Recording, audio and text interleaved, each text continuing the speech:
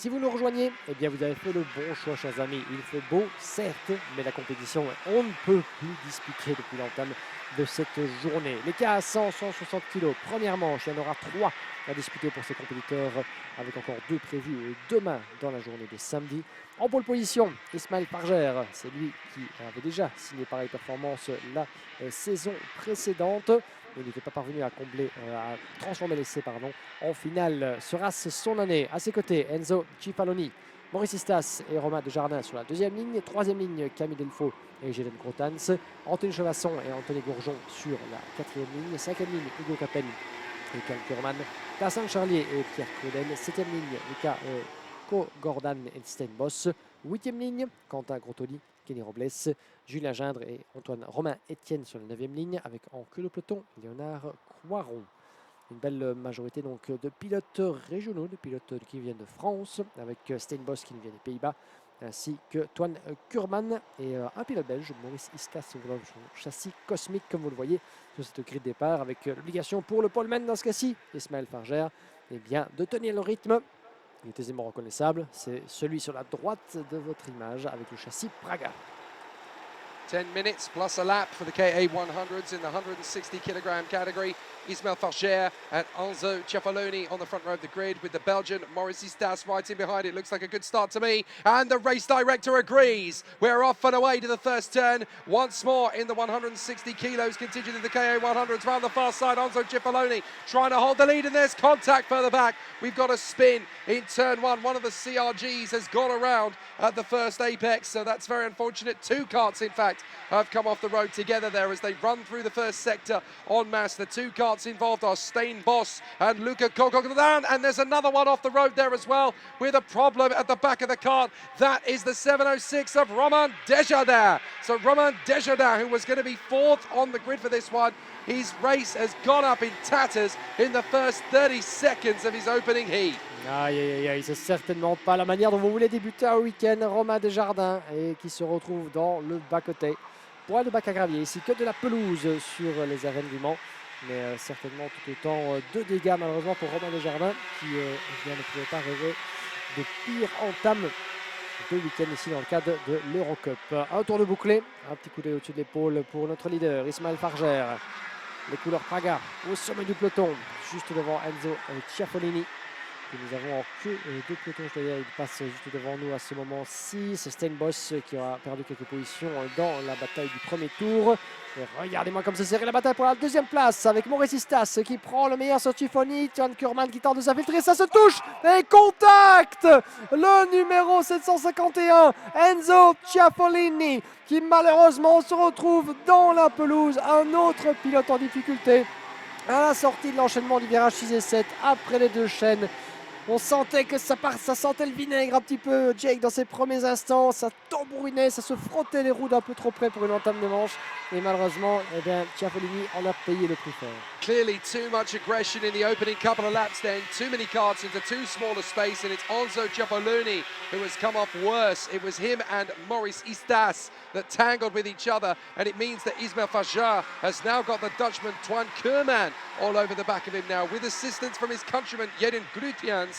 Anthony Gourjon is in the mix there as well, with Camille Delfaux, Anthony Chevasson, Pierre Claudel, Romain Etienne, Dastin Charlier and Kenny Robel to finish off the top 10. But very tricky stuff indeed there, as 2 of the big names from this race, Enzo Cifaloni and of course Maurice Istas, go down the order. Istas down to 12.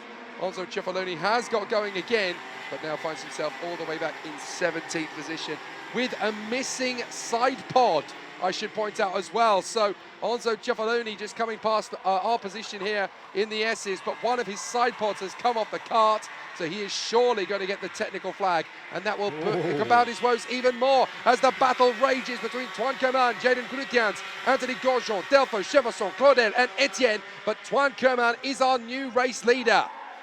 Et ça se bagarre très très fort là-bas, loin derrière Toine Kurman. 1 seconde 5 d'avance désormais pour le pilote néerlandais en tête des hostilités dans cette première manche en K1 160. Et regardez certains qui commencent à s'agiter dans le peloton en signifiant aux autres, ça ne sert à rien de se battre, il faut continuer, ça gesticule de l'index évidemment pour tenter de faire comprendre à ses adversaires que rien ne sert de perdre du temps à ce stade du week-end. Maintenant, ce qui compte, c'est de parvenir à sécuriser un résultat, s'entraider en quelque sorte, de ne pas compromettre sa course si tôt dans une compétition qui en dure 3 des journées. Donc ça va être long jusqu'en finale. La question de savoir, évidemment, comme nous sommes à près d'une moitié de grille maximum, il y a tous les pilotes sous incident mécanique ou plus grave, eh bien, devraient voir la finale de dimanche, alors que devant, eh bien, ça passe pour les pilotes du châssis RS Schumacher. Bien joué là-bas de la part. Eh bien, nous avons en deuxième et troisième position désormais. Loin derrière le leader, c'est Camille Delfaux et Anthony Chevasson. Et c'est de bon augure de souligner d'ailleurs que ce n'est j'y arriverai, moi c'est la digestion, mon cher Jake. Ce début d'après-midi, évidemment, qui me joue des tours, mais ce n'est guère souvent qu'on a l'occasion de voir des châssis de la marque Schumacher, de Ralf Schumacher RS, que vous avez ici, du groupe IPK.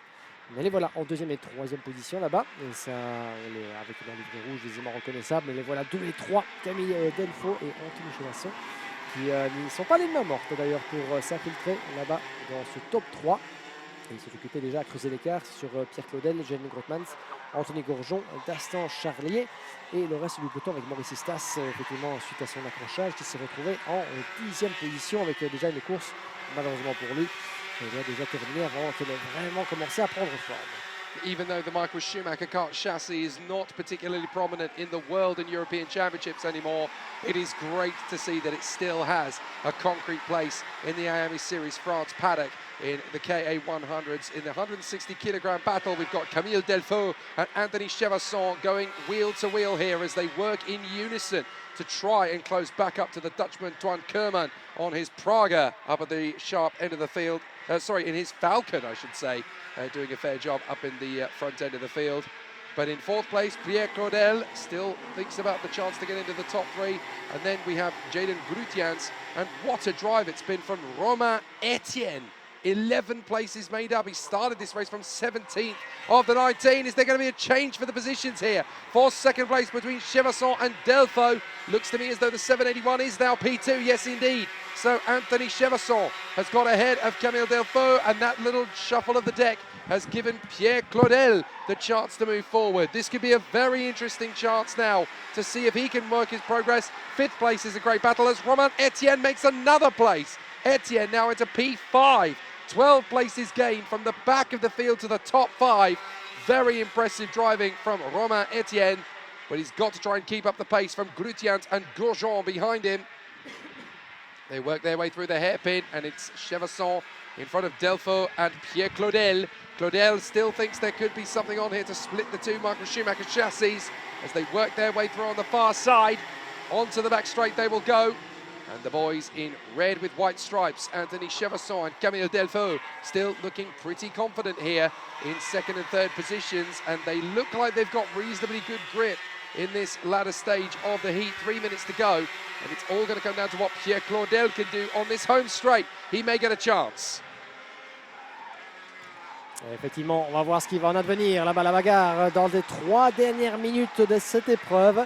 Avec, ça passe peut-être au niveau de l'intérieur du virage numéro 1 là-bas, mais ça tient le bon bout entre nos deux pilotes à deuxième et troisième position, Anthony Chevasson et Camille Delfaux, avec Pierre Claudel et Romain Etienne qui tentent de s'accrocher derrière avec un des châssis cosmiques là-bas dans le milieu du peloton.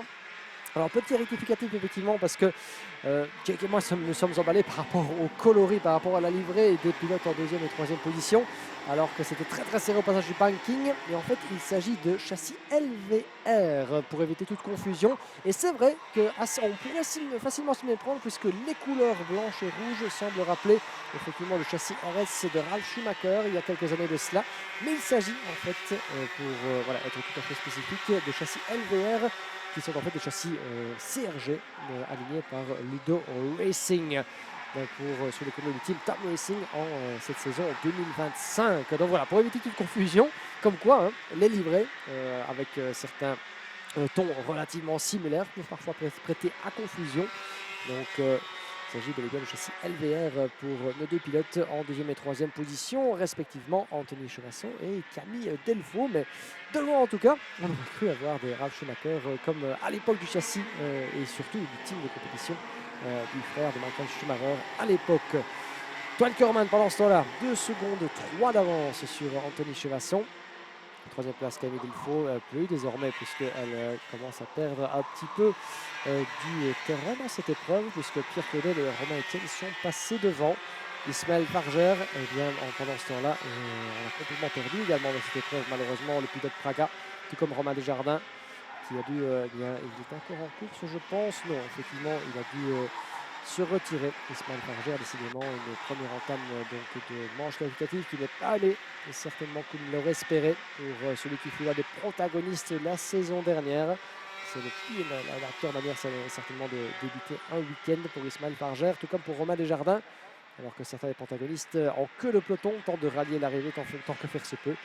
Jamais facile à ce niveau. Moins d'une minute au chrono et un tour, évidemment, avec ça encore à disputer, mon cher Jake.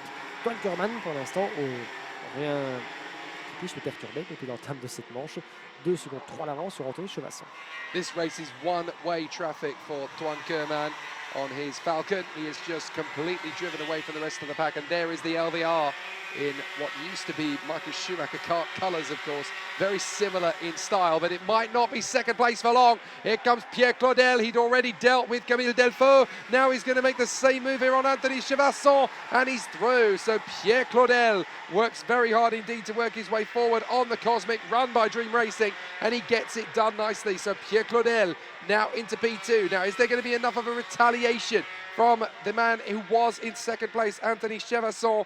They're going to have to work very hard now because there's now a train developing and there are a lot of carriages who want to get in on this act. Romain Etienne, don't forget, way down in 17th on the grid, now in P4. And he's only got to get past these two and he'll come home in second place from the back of the grid.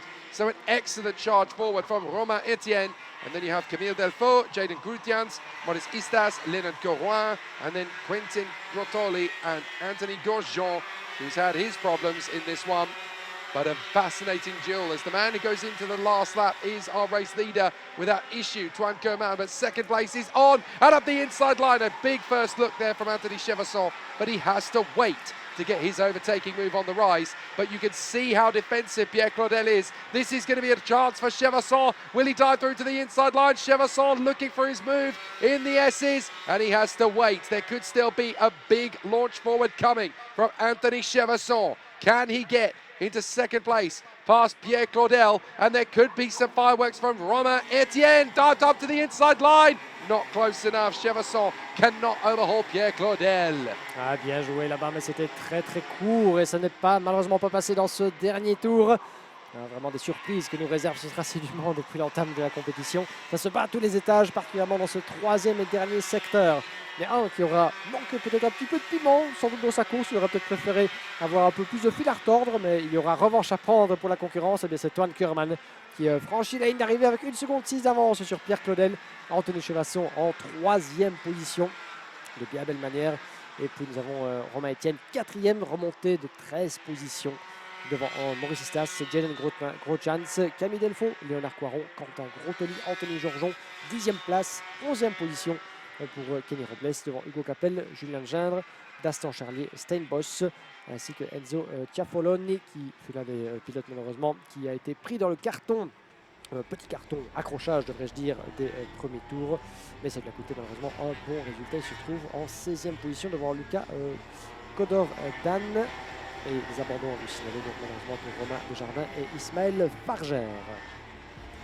So Toine Kerman taking the victory from Pierre Claudel and Anthony Chevasson, although it looks to me as though there is actually a penalty that has been applied to Toine Kerman. I wonder if he's had a 5-second time penalty added to his time post-race, because it's now Pierre Claudel who's showing up as the winner in front of Anthony Chevasson and Romain Etienne. So it is a different winner then to what we first thought. As Toine Kerman's penalty is applied, he drops to 10th position, losing 5 seconds. So that penalty is now applied. So it's Pierre Claudel from Anthony Chevasson, Etienne, Istas, Grutians, Delfaux, Coiron, Groteli, Gorgeon, and Toine Kerman drops all the way to P10 with problems during the race for Ismaël Farger and Romain Desjardins, two of the biggest names in this field, including the pole position man. And obviously there were issues too for Enzo Cefaloni, the other man on the front row of the grid. So the new winner is Pierre Claudel. Started the race from 11th position. What a dramatic start to KA 100 in the 160 kilo class.